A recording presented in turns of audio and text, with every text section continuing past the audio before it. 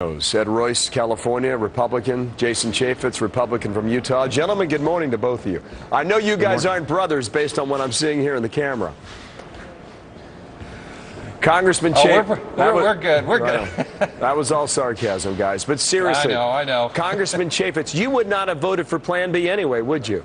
Oh, no, I actually whipped yes. I wanted to avert as many tax increases as possible. I told the Speaker that I was supportive. I don't like the idea that we're raising taxes on anybody, but my conscience is clear. We passed a bill in August that extended out every single one of the tax rates and would have averted this. It's the United States Senate that hasn't acted, but we are where we are. Congressman Royce, would you have voted in favor of Plan B?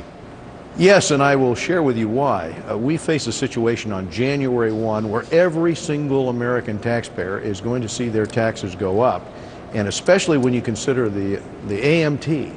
33 million Americans are going to owe the AMT as a result of not taking action. And on top of that, we're going to lose more and more leverage as time goes on because the president wants as much as he can get in tax increases on the public and wants to do as little as possible in terms of spending cuts. So frankly, in these negotiations, we've got to strengthen our hand.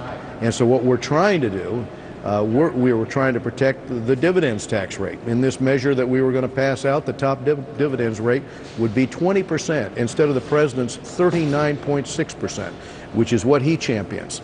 So this was a much better deal than what we're going to face January 1, and we've got to figure out a solution between now and then. Yes, we do, and all Americans are waiting for that. Congressman Chaffetz, first on that, what is next?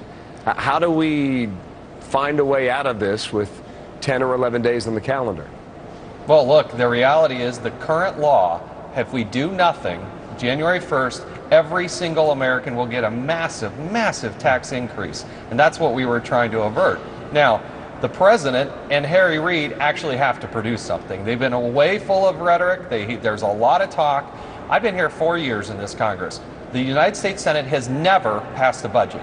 In fact, the president's budget, 4 years in a row, not a single person, Republican or Democrat, has ever voted in favor of the president's budget. So the pressure's on the president and Harry Reid to not only produce something, but pass it in the United States Senate. Still trying to figure out a way out of this, though. If the Senate has not moved, as you say, in years, will they move now? And Congressman Royce, what is your view on this? Well, about how you would tell your own folks, the people that you represent there in Washington, about the next step forward. What is it? Well, think about this. I mean, obviously, the next step is for the president and the speaker to reach an agreement. But how to do that when the president of the United States is asking for more spending, asking for another stimulus bill, despite the fact that the last one didn't work? And so, as Republicans, we're not about to increase spending. We want to see spending reduced. Clearly, we see this as a spending problem long range.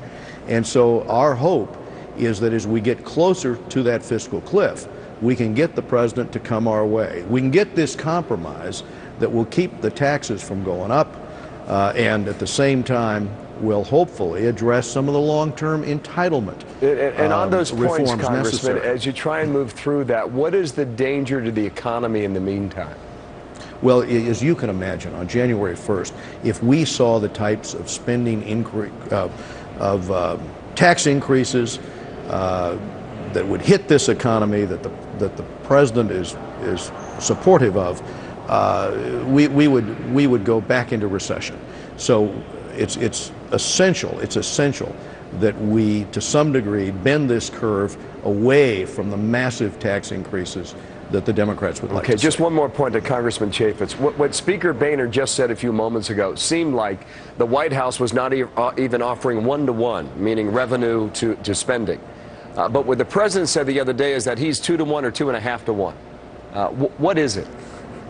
Well, you have to take into account the fact that he wants to increase spending. He tends to forget that he has all these new spending programs that he also wants to add on top of this. So the math plays out in such a way that we're going to have a massive multi-trillion-dollar tax increase without action, and the days are clicking. And the United States Senate is going to, go into recess and go to Hawaii, and I just think that's such a bad message for this economy. We should have dealt with this months ago. The House passed, did the responsible thing. We passed out a bill in August to keep all of these tax rates even. The country needs to remember that the House has acted. It's only the United States Senate and the President that have not come together. We'll see whether or not we see both of you on the 26th of December, sometime within that week. Jason Chaffetz, thank you. Ed Royce, thanks for your time as well. Thank you, guys.